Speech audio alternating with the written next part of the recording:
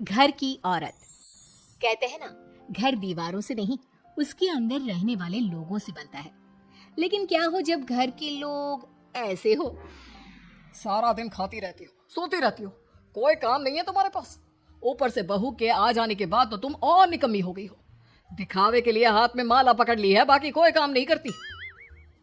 अरे कैसी बात कर रहे हैं? अब तो बहू आ गई है, अब तो मेरी बेइज्जती करना बंद कर दीजिए। जैसे तैसे मेरी तो जिंदगी कट गई, गालियां खा खा कर। अरे उस बेचारी को तो छोड़ दीजिए। तभी बेटे के जोर जोर से चिल्लाने की आवाज आती है। कहा था ना तुमसे रिजाइन कर दो, क्यों नहीं किया? और ये पर्स लटका कर कहाँ निकली? चलो कमरे में काम करो घर का। बहू बेटे की लड़ाई सुनकर सास ससुर बाहर आ जाते हैं। सामने खड़ी होती है नई नवेली बहू रीमा। देख लीजिए माँ जी, शादी से पहले तो मेरे माँ पापा के सामने कहा था कि शादी के बाद नौकरी करने देंगे, लेकिन आप क्या कह रहे हैं? तो तुम माँ जी को क्यों बोल रही है बहू? तब उसका मन रहा होगा, अब नहीं है। पर पिताजी, उसके मन से मेरा करियर तो नहीं चल सकता ना। ससुर को बहू की बात पर गुस्सा आ जाता है। वो बेटी की तरफ देखता है। पापा से जबान लड़ाती है, रुक। ये बोलकर वो पत्नी को खींचकर कमरे में ले जाता है और बंद कर देता है। ये सब देखकर सास दुखी हो जाती है। पति के जाने के बाद सास बेटी से कहती है, देख बेटा, अब जमाना कुछ और है। तेरे पिता ने घर में औरतों की कद्र नहीं की, लेकिन तू ऐसा ना बन। शहर की समझदार पढ़ी लिखी लड़की से शादी की है तूने, उसका ख्याल रखा कर, तमीज से पेश आया कर। जा, बहू को कमरे से बाहर ले आ। लेकिन बेटा नहीं मानता और बहू कमरे में सारा दिन बंद रहती है। शाम को बेटा बाहर जाता है कि सास चाय और बिस्कुट लेकर बहू के कमरे में जाती है। बहू बेटा ये ले, चाय पी ले। रो रो कर कैसी शक्ल बना ली है बेटा। माँ जी, ये कैसे लोग हैं? आप कैसे मैनेज कर रही हैं? ऐसे थोड़ी ना होता है माँ जी। घर की औरतों को तो पिताजी और ये इंसान समझते ही नहीं। क्या करूं बेटा, मैंने तो जैसे तैसे सह लिया, लेकिन तू ना सहना। दोनों बात कर ही रहे थे कि ससुर आ जाते हैं। अच्छा, तो अब बहू को भड़का रही हो? बहुत दिन हो गए मार खाए, अब क्या बहू के सामने खाओगी? जाओ यहाँ से, और जरूरत नहीं है ज्यादा इस लड़की को सर पर चढ़ाने की, समझी? बहू को ससुर की बात पर गुस्सा आ जाता है, लेकिन वो कुछ नहीं कहती। आए दिन बहू देखती है कि कैसे उसकी सास और उसके साथ उसका ससुर और पति गंदा व्यवहार करते हैं। फिर एक दिन, ये क्या बनाया है? खाना बनाना नहीं आता क्या?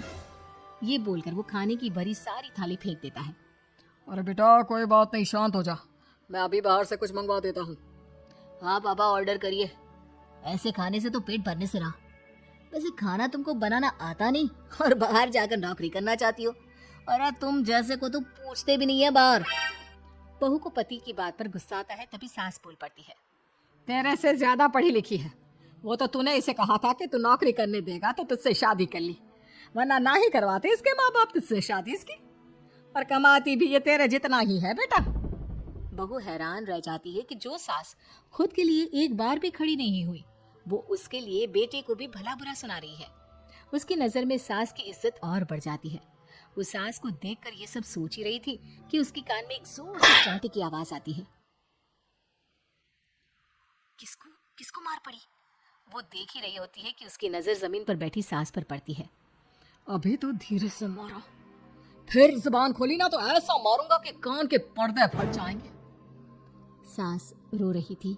बेटा और पति वहां से चले जाते हैं। पिताजी, अच्छा किया माँ को जोर का चांटा लगाकर। आगे से जबान खोलने से पहले 4 बार सोचेंगी। बड़ी आई। दोनों हंसते हुए वहां से निकल जाते हैं। बहू सास को उठाती है और पानी देती है। मैंने ये दिन रोज देखे हैं बहू, लेकिन तू नहीं सहना। तू अपना जीवन अपने अनुसार जीना। शादी के वक्त मैंने तेरी माँ से बात करने की कोशिश की थी, उन्हें बताया था, लेकिन वो नहीं मानी। बहू सास को पकड़कर रोने लगती है। वो इसलिए नहीं मानी क्योंकि वो मेरी सगी माँ नहीं है। माँ जी, जिस तरह से आप मेरे लिए खड़ी हुई है ना, मेरी माँ भी नहीं हुई। बेटा मैं तेरा भला चाहती हूँ, तू नौकरी इस घर में रहकर तो नहीं कर पाएगी। एक काम कर, इस घर से चली जा, पैसे कमा और खुश रह। माँ जी, हो सकता है कल तक मैं आपके इस फैसले को मान जाती, लेकिन आज नहीं। माँ जी, आप यहाँ इस नर्क को झेले और मैं आपको छोड़कर चली जाऊं? नहीं, कभी नहीं। अगले रोज, सुनिए, वो क्या है ना, मुझे कुछ कपड़े और गहनों की जरूरत है, तो जरा पैसे दीजिए ना। अब आप घर के मर्द हो तो पैसे तो आपसे ही मांगूंगी ना। बुरा तो नहीं लग रहा ना आपको? नहीं नहीं, बुरा क्यों लगेगा? ये लो कार्ड, कर लेना शॉपिंग। अगले रोज बिजली का बिल आया है 10,000 का, भर दीजिएगा। इतना बिल कैसे आ गया? बेटा वो क्या है ना, सारा दिन बहू घर में रहती है तो कमरे में एसी और टीवी चलता रहता है। अब कम से कम बाहर जाए तो 4 पैसे कमा कर लाए, लेकिन हम लोगों को थोड़ी ना औरत की कमाई खानी है, वो तो मर्द ही करता है ना। पति पर्स देखता है और फिर हाँ माँ ठीक बोल रही हो। खैर चलता हूँ, ऑफिस का वक्त हो गया है। पति ऑफिस से पिता को फोन करता है। पापा घर के खर्चे तो बढ़ते ही जा रहे हैं, ऊपर से महंगाई आप देख रहे हैं। मैं सोच रहा हूँ क्यों ना मीना को नौकरी के लिए हाँ कर दूं, 4 पैसे ही लाएगी ना घर में। वो तो तू ठीक बोल रहा है, लेकिन ये औरत की जात, कल को 4 पैसे कमाने लगे तो ये नहीं कि सर पर चढ़कर नाचे। हाँ पिताजी बात तो सही है, वो तो आप है जो माँ को मुट्ठी में रखा है, वरना मेरी वाली तो। खैर सोचते इस बारे में।